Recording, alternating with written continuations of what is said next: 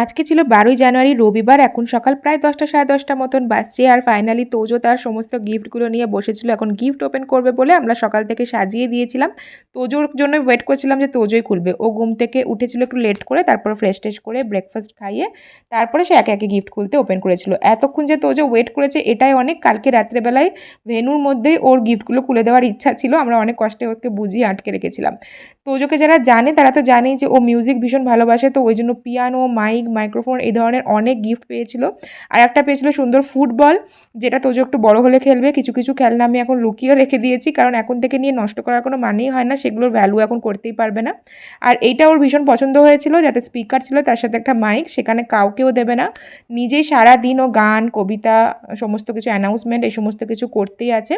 আর একটা গিফট ছিল যেটা ভীষণ থটফুল ছিল, যেটাতে একটা গাড়ি ছিল রিমোট কন্ট্রোল, তার সাথে ছিল মহাভারত, একটা বাচ্চাদের মহাভারত, তাছাড়া ছিল হচ্ছে এরকমভাবে যে আমরা খেলতাম আগেকার দিনে বাবলস, এরকম গান, বাবল গান, তাছাড়া হচ্ছে পাজল, এই সমস্ত কিছু প্রচুর কিছু ছিল। তো এই গাড়িটা আপাতত আমি সরিয়ে রেখেছি, কারণ এখন তো যে অনেকগুলো নতুন গাড়ি পেয়েছে, একসাথে সব দিয়ে নষ্ট করার আমার কোনো ইচ্ছা থাকে না। আর এইটাই হচ্ছে মহাভারত বাচ্চাদের, যেটা আমার ইচ্ছা আছে তোজো আর একটু বড় হলে ওকে পড়ে শোনানো যাবে।